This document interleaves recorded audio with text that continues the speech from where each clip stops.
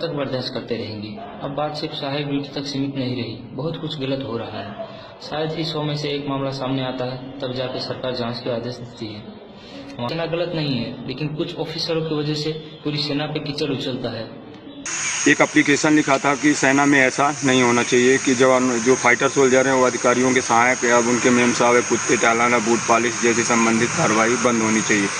इस बात को लेकर वहाँ से जब प्रतिक्रिया यहाँ पे आई कि क्या हो रहा है, जवान जो बोला वो सही है या गलत है, उसके ऊपर सही अगर सही है तो कार्रवाई करके और उसको सही जवाब दीजिए।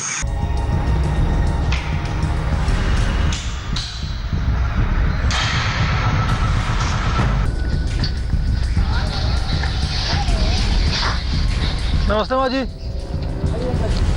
कम 2-2.5 लाख से नीचे जवान नहीं है जो बूट पॉलिश नहीं कर रहे हैं। 100 में से 30 आदमी कर रहे हैं जो मैच मास में लगा। जय हिंद दोस्तों, मेरे चैनल डिफेंस डिस्कशन में आप सभी का स्वागत है।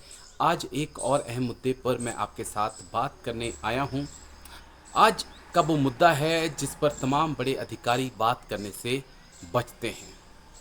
सेना की प्रथा या कुप्रथा हम क्या कहें, वो मैं आपके ऊपर छोड़ता हूं। बड़ी या सहायक सिस्टम, सेना की सबसे घिनौनी जो प्रथा चली आ रही है उसे सहायक प्रथा या बड़ी प्रथा हम कह सकते हैं। लेकिन बड़ी और सहायक जो शब्द हैं, मुझे लगता है कि हम उन्हें अलग अलग देखें तो ज़्यादा बेटर होगा, क्योंकि दोनों शब्दों के मायने काफ़ी अलग हैं। इस मुद्दे पर मैंने बात भी की है एक्सपर्ट्स के साथ, वो भी मैं आपको सुनाऊंगा। लेकिन पहले थोड़ी सी जानकारी मुझे लगता है कि मैं दे दूं आपको बड़ी और सहायक के बारे में। बड़ी सिस्टम सेना का एक अभिन्न हिस्सा है और सेना के लिए बहुत ज़रूरी है। बड़ी सिस्टम के तहत आप अपने साथी को जानते हैं, आप दूसरे सैनिक जो आपके साथ रहता है उसको जानते हैं, उसके घर के हालात, उसकी क्या खासियत हैं, उसमें क्या कमियां हैं, मेंटली फिजिकली आप उसको सपोर्ट करते हैं अच्छा करने के लिए। कोई समस्या उसके घर में है उसको आप समझ सकते हैं, आप सीनियर तक पहुंचाते हैं। ये एक बड़ी सिस्टम होता है। अगर फायरिंग रेंज में किसी काम में परेशानी उसको आ रही है तो आप उसकी मदद करते हैं। भाई अगर फील्ड ऑपरेशन में आप चले जाते हैं तो वहाँ पर भी बड़ी सिस्टम के तहत आपकी ड्यूटीज़ होती हैं। आप मिलकर जो है तमाम जो आपको टास्क दिए जाते हैं उनको पूरा करते हैं। तो एक बॉन्ड मजबूत होता है दो लोगों के बीच जो जंग के वक्त या फील्ड में एक दूसरे का सहयोग करते हैं। ये तो है बड़ी सिस्टम जो जवानों के अंदर है, जेसीओस के अंदर है, आई होप ऑफिसर्स के अंदर भी होगा। लेकिन सहायक सिस्टम क्या वाकई में बड़ी सिस्टम है? मुझे लगता है कि सहायक प्रथा एक अलग बन चुकी है। अब बड़ी सिस्टम जहां दो जवानों के बीच का वो मजबूत रिश्ता है जिसके तहत वो तमाम टास्क को अंजाम देते हैं, एक दूसरे को समझते हैं, एक दूसरे के घर की क्या प्रॉब्लम्स हैं, घर के क्या हालात हैं, एक दूसरे के अंदर क्या खामियां हैं, क्या खूबियां हैं, उसको जानते हैं और उससे एक दूसरे को समझने में मदद मिलती है, तमाम ऑपरेशंस को अंजाम देने में मदद मिलती है। लेकिन एक अंडरस्टैंडिंग होती है दो सोल्जर्स के बीच। लेकिन जब सहायक की बात आ जाती है तो सहायक थोड़ा सा अलग, थोड़ा नहीं मैं कहूँगा पूरी तरह से अलग हो जाता है। जैसे सहायक किसी एनसीओ को, नॉन कमीशन अफसर्स को, नायक को, हवलदार को नहीं मिलता है। सहायक अगर नायब सूबेदार मेजर, ऑनरी कैप्टन या फिर सेना में डायरेक्ट भर्ती होकर कोई लेफ्टिनेंट कैप्टन मेजर आ रहे हैं तो उनको मिलता है, यानी कि अधिकारियों को मिलता है और जूनियर कमीशन ऑफिसर्स को मिलता है। अब यहाँ पर फ़र्क, जो मूलभूत फ़र्क हो जाता है कि वो उनके बड़ी तो हैं, वो बड़ी हैं, उनके साथ रहते हैं, लेकिन जो काम उनसे कराए जाते हैं उसको लेकर कई सवाल उठते आए हैं। जैसे लगातार ये आरोप लगते रहे हैं कि बड़ी से घर के काम कराए जाते हैं, कुछ पर्सनल काम करवाए जाते हैं। आरोप लगता है कि कपड़े उनसे धुलवाए जाते हैं, कपड़े सूखने डालने के लिए उन्हें मजबूर किया जाता है, कुत्ते घुमाने के लिए उन्हें मजबूर किया जाता है। तो ये फिर बड़ी से हटकर सहायक की प्रथा हो जाती है। और तमाम इंडियन आर्मी में सुधार हुए हैं, बहुत सुधार हुए हैं, काफ़ी सुधार हो रहे हैं। जो कभी 15 साल की सर्विस थी, 17 साल की सर्विस थी, उसे कम कर कर अब 4 साल की सर्विस कर दिया गया है। लेकिन बड़ा सवाल यही है कि ये सहायक की जो प्रथा है इसे ख़त्म क्यों नहीं किया। तमाम देश इस प्रथा को ख़त्म कर चुके हैं। इवन जहाँ तक मेरी जानकारी है, बांग्लादेश और पाकिस्तान की आर्मी में भी अब सहायक प्रथा ख़त्म कर दी गई है, लेकिन भारतीय सेना में अभी भी ये प्रथा चल रही है। और ये आज की नहीं है, अंग्रेज़ों के टाइम से चल रही है। कहा जाता है कि अंग्रेज अधिकारी जो थे वो अपने आप को एक उच्च कोटि का प्रजाति समझते थे। उन्हें लगता था कि भारतीय थोड़े कम पढ़े लिखे हैं, तो उस हिसाब से वो भारतीयों का कह सकते हैं कि वो सहायक के तौर पर उनका इस्तेमाल भी करते थे। सैनिक तो चलिए भारतीय उनकी सेना में भर्ती होते ही थे। तो तब से ये प्रथा चली आ रही है, उसी वक्त से सहायक की प्रथा चली आ रही है। लेकिन जिस वक्त तमाम सुधार इंडियन आर्मी में हो चुके हैं, उस वक्त बड़ा सवाल यही है कि क्यों आखिरकार अभी तक सहायक प्रथा को बंद नहीं किया गया। क्योंकि कई आरोप लगे हैं, कई सैनिकों के वीडियो भी सामने आए हैं, कई ने ट्विटर पर अपने वीडियो शेयर किए हैं। तमाम ऐसी खबरें आती रही हैं सहायक को लेकर कि किस प्रकार से उनका शोषण किया जा रहा है। तो इस चीज़ को नहीं नकारा जा सकता कि बड़ी सिस्टम एक अलग सिस्टम है, बड़ी एक अच्छी चीज़ है। दो लोगों के बीच बॉन्डिंग होती है और वो एक अच्छी बात है। लेकिन जब आप किसी के पर्सनल काम करने लग पड़ें, उनके घर में आपकी तैनाती होना शुरू हो जाए, तो फिर उसे सेवादार ही कहा जाता है। और इसको लेकर मैंने कोशिश की कुछ एक्सपर्ट से बात करने की कि आइए इस मुद्दे पर हम बात करते हैं, क्लियर करते हैं कि क्या ये बड़ी सिस्टम है, सहायक प्रथा क्या है और क्यों ये इसको चेंज करने की ज़रूरत है। तमाम अधिकारी इस पर बात करने से बचते हुए नजर आए, लेकिन फिर भी एक कर्नल जे.एस. सोडी हैं, जाने माने डिफेंस एक्सपर्ट हैं, काफ़ी मुखर होकर बोलते हैं। उनसे मैंने बात की, उनसे समझने की कोशिश की कि क्या ये सहायक प्रथा क्या है, बड़ी सिस्टम क्या है, कितना ये अलग है। और जब तमाम इंडियन आर्मी की ड्रेसेस चेंज हो रही हैं, ड्रिल के पैटर्न चेंज हो रहे हैं, हथियार चेंज हो रहे हैं, तो ये जो अंग्रेज़ों की दी हुई सहायक प्रथा है, इसे क्यों नहीं चेंज किया जा रहा है। इंटरेस्टिंग बातचीत है, ज़्यादा बड़ी बातचीत नहीं है, छोटी सी बातचीत है, लेकिन आप अंत तक सुनिएगा जरूर। सर जय हिंद, कर्नल जे.एस. सोडी सर, जय हिंद, बहुत बहुत शुक्रिया समय देने के लिए। Thank you sir. जय हिंद राजेश जी, ये मेरा सौभाग्य कि मैं आपके चैनल पर हूं। Thank you sir. सर आज एक ऐसे मुद्दे पर मैंने आपको बात करने के लिए बुलाया है जिस मुद्दे पर कोई बात करने को तैयार नहीं है। बड़ा अहम मुद्दा है, बड़ा संगीन मुद्दा है और आई होप कि आप इसे बहुत क्लैरिटी से क्लियर कर पाएंगे मेरे व्यूअर्स के लिए, मेरे लिए। एक आर्मी की प्रथा है सर, बड़ी सिस्टम, जिसे सहायक भी कहा जाता है हिंदी में। आज उसी को लेकर मैं बात करने वाला हूं। इसे मैं प्रथा कहूं या कुप्रथा कहूं, मैं अभी तक ये समझ नहीं पाया हूं, लेकिन आई होप कि आपके साथ चर्चा करने के बाद मैं भी एक नतीजे तक पहुंच जाऊंगा कि मैं इसे प्रथा कहूं या कुप्रथा कहूं। बड़ी सिस्टम को लेकर सर मेरे एक व्यूअर्स का कमेंट आया था, उसने कहा था कि सर बड़ी सिस्टम के ऊपर वीडियो बनाइए क्योंकि ये अंदर से आर्मी को खोखला कर रहा है और जो जवान हैं इससे बहुत परेशान हैं। उन्हें तमाम उन कार्यों के लिए उकसाया जाता है जिन कामों के लिए वो भर्ती नहीं हुए हैं। सर पहले तो ये स्कीम कब से आई बड़ी सिस्टम की, क्या इसका मकसद था और जो मकसद था क्या वाकई में उस मकसद को ये अचीव कर रही है और क्या कुछ इसमें चेंजेस हो सकते हैं। तमाम ऐसे सवाल हैं जिनका जवाब मैं तलाशना आपसे चाहूंगा, लेकिन पहले इतिहास से ही शुरू करते हैं सर।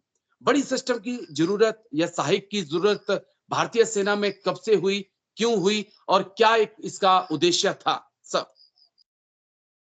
राजेश जी, ये जो बड़ी सिस्टम की शुरुआत हुई ये अंग्रेजों के टाइम से हुई, जब अंग्रेजों ने भारत पे शासन किया और यहाँ पे जब उन्होंने अपनी सेना का गठन किया तो उन्होंने ये बड़ी सिस्टम का शुरुआत की, जिसे तब वो सहायक सिस्टम कहते थे। और अंग्रेजों के टाइम पे जो, क्योंकि अफसर सारे गोरे होते थे और जो सैनिक थे वो सारे भारतीय थे, तो वो भारतीय सैनिकों को अपने निजी काम के लिए इस्तेमाल करते थे, गलत काम के लिए इस्तेमाल करते थे। जो चीजें नहीं होनी चाहिए एक सैनिक से वो अंग्रेज करते थे। लेकिन जब अंग्रेज भारत छोड़ के चले गए 1947 में और भारत आजाद हुआ, तब भारत ने अपनी सेना के लिए दो ऑर्डर्स बनाए। एक कहते हैं हम आर्मी ऑर्डर AO और दूसरा कहते हैं आर्मी इंस्ट्रक्शन AI। और ये 2 ऑर्डर्स के तहत भारतीय सेना को पूरी तरह से शासन किया जाता है। इन दोनों में डिफरेंस ये होता है कि जो आर्मी इंस्ट्रक्शन होता है उसका एक फाइनेंशियल इम्प्लीकेशन होता है, यानी कि उसका एक आर्थिक जो नजरिया होता है, आर्थिक उसका रिजल्ट होता है। जो आर्मी ऑर्डर होता है उसका कोई फाइनेंशियल इम्प्लीकेशन नहीं होता, वो प्योरली शासन के लिए होता है। अब आर्मी ऑर्डर में क्लियरली लिखा है कि ये बडी सिस्टम होगा, और इसका रीजन भी दिया हुआ है। बडी सिस्टम इसलिए होगा क्योंकि जब भी कोई भी भारतीय सेना की टुकड़ी या यूनिट चाहे युद्ध में चाहे काउंटर इंसर्जेंसी में ऑपरेट करती है, तो हमें 2 जवान मिनिमम चाहिए होते हैं जो एक दूसरे के साथ रहते हैं, जो कि हर घड़ी एक दूसरे के साथ रहते हैं, क्योंकि हम मिनिमम 2 जवानों को इकट्ठे मूव करते हैं कि वो एक दूसरे को कवरिंग फायर दे सकें, एक दूसरे की मदद कर सकें जब जंग हो या काउंटर इंसर्जेंसी ऑपरेशन में डिप्लॉयमेंट हो। अब ये चीज भारतीय सेना में बहुत अच्छी तरह से चल रही है, लेकिन मैं बिल्कुल आपके साथ फ्रैंक भी हूंगा कि कुछ लोग हैं जो इसका गलत इस्तेमाल करते हैं, और जो लोग गलत इस्तेमाल करते हैं, जब हायर अप्स को या सीनियर अफसरों को इसकी सूचना मिलती है तो उस अफसर पे कड़ी कार्रवाई होती है। और मैं एक और धारणा क्लियर करना चाहूंगा, ये जो बड़ी सिस्टम है, अब हम इसे बड़ी सिस्टम कहते हैं, अंग्रेजों के टाइम पे सहायक सिस्टम था, अभी इसे हम बड़ी सिस्टम कहते हैं।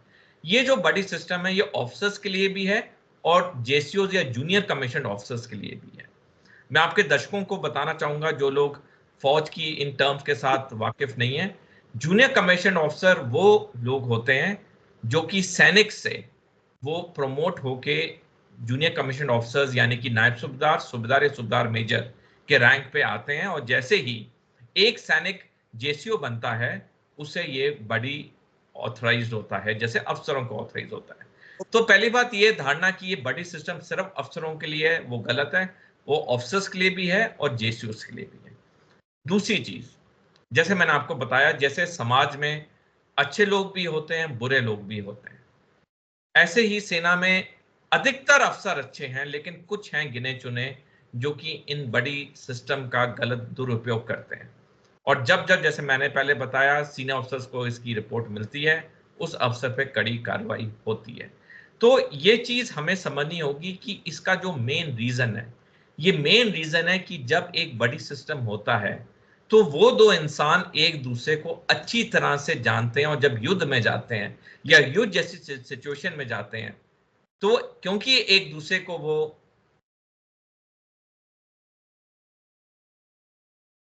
अच्छी तरह समझते हैं, तो वो जो उनका ऑपरेशनल परफॉर्मेंस होती है वो उसी प्रकार से बहुत हाई लेवल की होती है।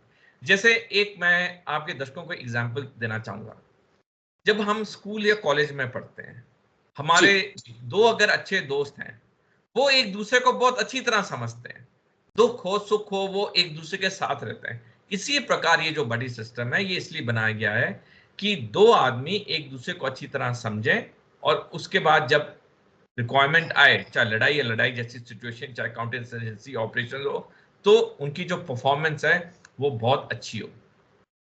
लेकिन का एक नेगेटिव पहलू हम देखते हैं सर, जिसपे बात करना बहुत जरूरी है। तमाम छावनियों के बगल में जितने रिटायर्ड ऑफिसर हैं, सर्विंग भी हैं, उनके घरों में हम फौजियों की तैनाती देखते हैं। हम देखते हैं कि वो डॉग्स लेके भी घूम रहे हैं, हम देखते हैं कि कुछ और काम भी उनसे करवाए जा रहे हैं। उसे हम कैसे देख सकते हैं? उसको लेकर तमाम सैनिकों का एक ऐतराज है। राजेश जी, मेरे को 11 साल हो गए हैं फौज से रिटायर हुए। मैं सिविल जगह में रहता हूँ जहाँ पे थोड़े बहुत रिटायर्ड अफसर भी हैं, जहाँ मैं रहता हूँ। मैंने आज तक किसी भी रिटायर्ड अफसर के घर में किसी भी सर्विंग सैनिक को नहीं देखा है कोई भी काम करते हुए। कुत्ता घुमाना तो बहुत दूर की बात है, तो मैंने 11 साल में तो बिल्कुल नहीं देखा है। लेकिन अगर कोई ऐसा कोई केस है, तो जैसे मैंने पहले बताया कि अगर सीनियर अफसरों या हायर हेडक्वार्टर्स की नोटिस में लाया जाएगा तो उस पर कड़ी कार्रवाई तो होगी। और जो ये अगर एक आध अफसर के लिए हो रहा है, जो कि मैं वाकिफ नहीं हूँ, जैसे मैंने बताया मैं 11 साल से रिटायर्ड हूँ, मैंने अपनी आंखों से नहीं देखा। मेरे यहाँ पे कई रिटायर्ड अफसर रहते हैं। तो जैसे मैंने पहले बताया कि समाज में अच्छे लोग होते हैं, बुरे लोग होते हैं, ऐसे ही गिने चुने कुछ लोग होंगे जो ऐसे करते होंगे, लेकिन ये चीज मेरे नॉलेज में नहीं है। और जो मैंने 21 साल सर्विस की सेना में, कभी भी मेरी रेजिडेंट या जिस हेडक्वार्टर में पोस्ट हुआ, कभी ऐसी खबर नहीं आई कि एक रिटायर्ड ऑफिसर के घर में एक सर्विंग सैनिक कोई भी काम कर रहा है। जी, लेकिन क्या इसके लिए आने वाले वक्त में कुछ अलग से भर्तियां की जा सकती हैं बड़ी सिस्टम के लिए? क्योंकि इससे तो इंडियन आर्मी की मैन पावर जो है वो एक किस्म से कह सकते हैं कि वेस्ट हो रही है। क्या इसके लिए अलग से एक नियुक्तियां हो सकती हैं जो राजेश जी, मैं अफसर जेसीओ के सहायक का ही काम करें, या उनके बड़ी जो भी उनकी नीड्स हैं, काम है उनके, उनको पूरा करें? ये बड़ा कड़वा राजेश सवाल है जी सर। राजेश जी, मैं कई सालों से ये चीज मीडिया में पढ़ता रहा हूं कि कोई सिस्टम आने वाला, लेकिन वो सिस्टम आया नहीं है। वो सिस्टम इसलिए नहीं आया क्योंकि अगर हम इसकी गहराई में देखें तो ये जो एग्जिस्टिंग सिस्टम है इसमें बहुत ताकत है, इसमें बहुत गहराई है। क्योंकि जब एक इंसान दूसरे इंसान को दिन रात देखता है, उसके साथ रहता है, तो उसके बारे में अच्छी तरह जानता है। और फौज का जो मेन ड्यूटी है वो पीस स्टेशन नहीं है।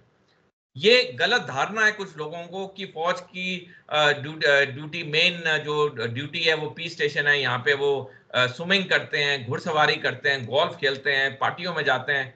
ये गलत धारणा हमारे मीडिया या हमारी कुछ बॉलीवुड की पिक्चरों ने बनाई है। जो फौज की जो मेन ड्यूटी है वो है लड़ाई लड़ना या काउंटर इंसर्जेंसी ऑपरेशंस में अपनी तैनाती करना। पीस स्टेशन तो सिर्फ एक ऑल्टरनेट ये पोस्टिंग दी जाती है, चाहे बटालियन को चाहे इंडिविजुअल को, ताकि वो अपना एडमिशन ठीक करें, अपनी तैयारी करें। उनकी हर डिप्लॉयमेंट पीस स्टेशन के बाद फील्ड एरिया होती है। तो ये जो चीजें दिखाई जा रही हैं या कुछ बताई जा रही हैं, ये एक सनसनी फैलाने के लिए हैं। और मेरे को, मैं बड़े दावे से कह सकता हूं कि अगर कोई एक आधा इंसान ऐसा फैला रहा है, मैं उसे पूछना चाहूंगा आपके चैनल के माध्यम से, आपका विख्यात चैनल है, इसे लाखों लोग देखते हैं, कि क्या आपने सोशल मीडिया पे डालने से पहले कोई भी चीज, कोई भी वीडियो जो आपने बनाया, क्या आपने कंसर्न्ड हायर हेडक्वार्टर को या सीनियर ऑफिसर को इसके बारे में सूचित किया? अगर सूचित किया तो मैं मानने को तैयार ही नहीं हूं कि उन्होंने कोई एक्शन नहीं लिया। क्योंकि आप और मैं फौज में रह चुके हैं राजेश जी, हम जानते हैं कोई भी ऐसी चीज अगर हायर हेडक्वार्टर, हायर ऑफिस के नोटिस में आए, उस पर एक्शन तुरंत होता है। उस पर दिन, महीने, साल नहीं लगते, उस पर एक्शन तुरंत होता है। तो कुछ, मैं जैसे मैंने पहले भी कहा, कुछ लोग होंगे जो इसका मिसयूज कर रहे होंगे, लेकिन ओवरऑल अगर हम देखें, ये जो सिस्टम है इसमें एक गहराई है। तभी कई दशकों से, कई सालों से बार बार पढ़ता हूं कुछ चेंज होगा, वो चेंज हो नहीं रहा है। चेंज इसलिए नहीं हो रहा क्योंकि इसमें डेप्थ है, इसमें गहराई है, इसमें अच्छाई है। ओके, यही कारण है। लेकिन सर, तस्वीर का एक और पहलू जो मैं आपके सामने रखना चाहूंगा, क्योंकि 17 साल का तजुर्बा मेरे पास भी है भारतीय सेना का। मैंने बहुत सारे ऐसे लोगों को देखा जो जवान के तौर पर मेरे से पहले या मेरे साथ में आए, लेकिन 15-15, 16 साल वो दिखाई नहीं पड़े, लेकिन उनका रैंक बढ़ता रहा। वो हौलदार भी बने और वो जेसीयू भी बने। राजेश जी, देखिए, अगर ऐसा कोई हुआ है, ऐसा कोई एग्जाम्पल है जो कि हुआ है, तो मैं कहूंगा कि वो उस पर्टिकुलर यूनिट या उस कमांडिंग ऑफिसर का पूरा फेलियर है। क्योंकि जहां तक मैंने 2 इंजीनियर रेजिमेंट में मैंने नौकरी की है, मेरे कमांडिंग ऑफिसर्स थे। और जब चाहे एनकोस आता था या उम्मीदवार काडरा आता था, या इसी के बाद जो हमें जे कोर्स के लिए भेजना पड़ता था, जो सिलेक्शन होती थी पूरा लेट डाउन क्राइटेरिया होता था। मैंने 4 कमांडिंग ऑफिसर्स के नीचे नौकरी की है, 2 हर यूनिट में, 2 जो इंजीनियर रेजिमेंट में नौकरी की है। और वो कई घंटों तक कॉन्फ्रेंस लेते थे, एक एक जवान के बारे में डिस्कस होता था, क्या इसको उम्मीदवार काडर में डाला जाए, क्या ये क्राइटेरिया मीट कर रहा है या नहीं, इसकी कितनी फील्ड सर्विस है। क्योंकि आपको पता है सारी ये चीजें, पॉलिसीज लेट डाउन होती हैं, उसी के मुताबिक ही किसी जवान को उम्मीदवार काडर या इन कोर्स या जे कोर्स में डिटेल किया जाता है। तो मैंने ये सारी चीजें देखी। मैंने अपने जो 21 साल की सर्विस में 2 इंजीनियर रेजिमेंट में काम किया, 4 सीओस के नीचे काम किया। मेरे सामने ऐसा एक केस नहीं आया कि कोई भी जवान प्रमोट हुआ हो जिसके पास एक्सपीरियंस ना हो, वो किसके साथ इतने सालों से बड़ी बन के हुआ है। और जैसे मैंने पहले कहा, अगर ऐसा कोई केस है तो इसमें मैं उस यूनिट और उस कमांडिंग ऑफिसर का पूरा फेलियर कहूंगा कि उन्होंने फौज के दिए हुए नियम को नहीं पालन किया। जी, चलिए, बहुत बहुत शुक्रिया सर, आप आए और इतने गंभीर मुद्दे पर आपने बात की, क्योंकि तमाम लोग जो थे जिन कोई बात करने के लिए तैयार नहीं था, लेकिन आपने बहुत मजबूती से बात रखी। अच्छा क्या है, बुरा क्या है बड़ी सिस्टम में, दोनों पहलुओं को आपने समझाने की कोशिश की। थैंक यू सर, जय हिंद। Thank you sir. धन्यवाद अजय जी।